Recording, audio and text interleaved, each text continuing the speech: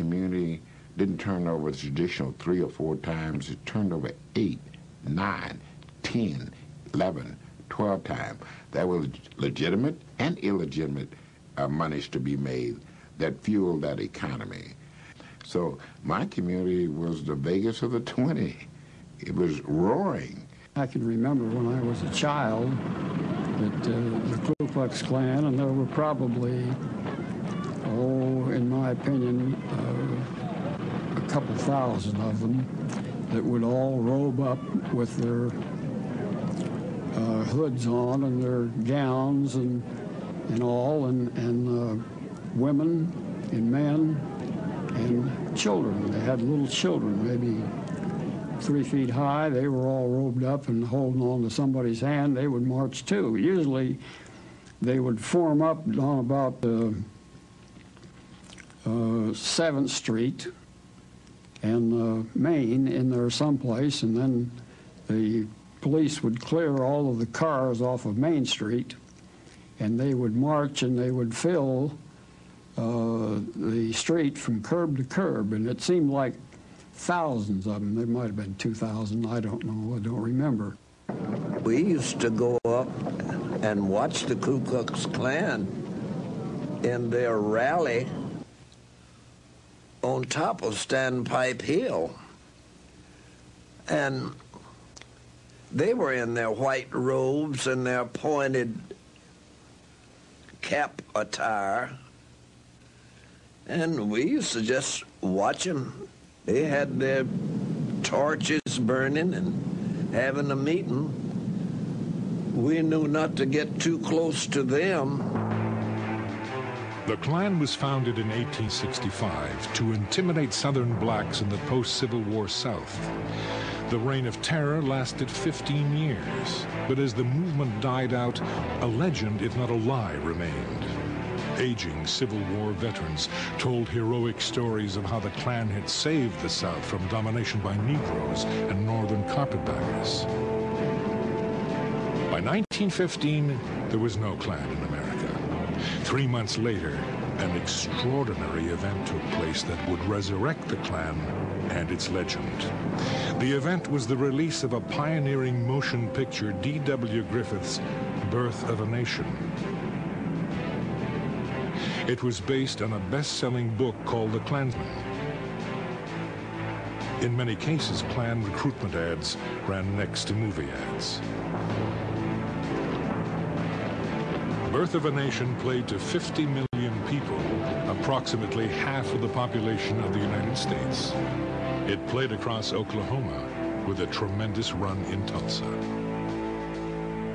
The Birth of a Nation stimulated the organization of the Ku Klux Klan, which in turn maintained a high profile and stirred up many whites to acts of recrimination and of savagery in this period. When you have thousands of white men coming back from World War I, bringing back Souvenir Lewis, Spandau, and Browning submachine guns, and a variety of other weapons that they brought back from the battlefield. And then they can't find jobs. And the power structure within the city at that time, as was occurring in other cities, would enlist them in the Ku Klux Klan and blame their problems on Jews, African Americans, and Catholics. It was a simple answer to a complex problem for simple people. Meanwhile, they could stand in downtown Tulsa and look at the mansions in Little Africa, in the Black Wall Street, and seethe.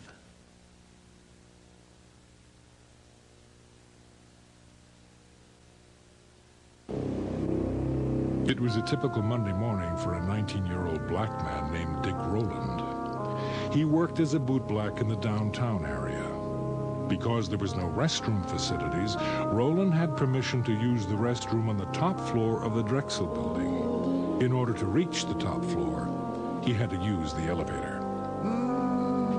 Dick Roland didn't look down when he went to get on the elevator, and therefore, because of the unevenness of the two floors, he stumbled and started falling, and he reached out to break his fall and touched his operator, and she hollered rape.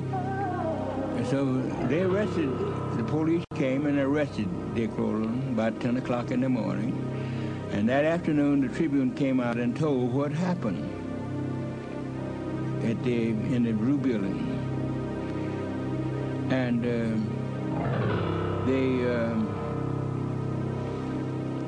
after they told what was going to happen, then they said, it looks like there will be a lynching in Tulsa tonight. The newspaper described Roland as Diamond Dick and told of an attempted assault upon a poor orphan girl who worked as an elevator operator to pay her way through college. The article said that she had scratches on her hands and face. In fact, she was not an orphan. She had deserted her husband in Kansas City and had been served with divorce papers in Tulsa 2 months before. And she was neither scratched nor had torn clothes. The real incident isn't the incident in the elevator. The real incident is what happens over at the offices of the Tulsa Tribune, which was the city's daily afternoon newspaper. And we know there were a couple articles in it that talked about what happened at the Drexel. One was a front page article that said something like "Nab Negro for attacking girl in elevator." But there was a second article, might have been an editorial, that we think was called "To Lynch Negro Tonight." We don't know really what it said, but we do know from white sources, from black sources, from government officials and others, that there was an article there suggesting that a lynch mob should gather downtown and to lynch Dick Roland. Talk of a lynching was prevalent throughout the city, and by evening, white crowds began to form around the courthouse. A burning cross was visible on Standpipe Hill, which overlooked North Tulsa and Greenwood.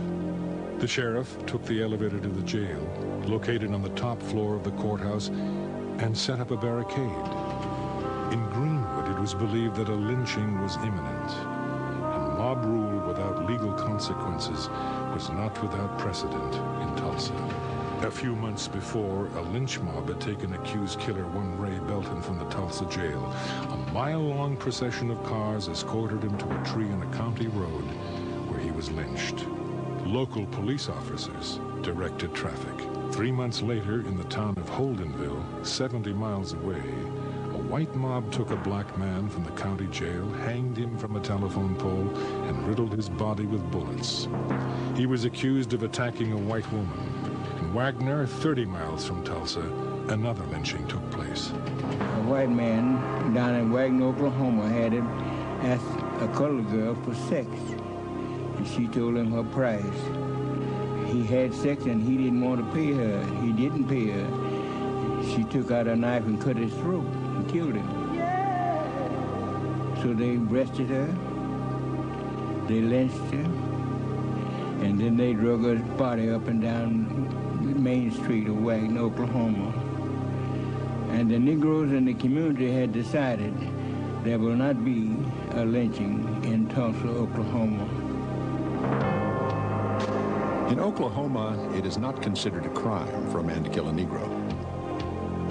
In recent years, there have been many lynchings in Oklahoma.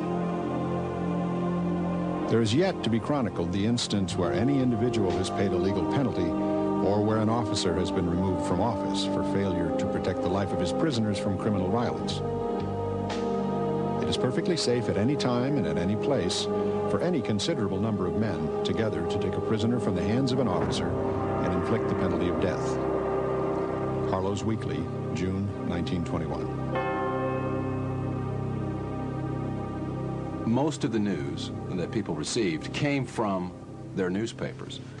It's incredible to look at the content of those newspapers and realize that it was a constant barrage of articles appearing concerning lynchings of black people. This was over and over and over again. In fact, 2 black people a week were being lynched in America at this time. The evening being a pleasant one, my little girl had not retired but was watching the people from the window. Occasionally she would call to me, "Mother, look at the cars full of people." I would reply, "Baby, too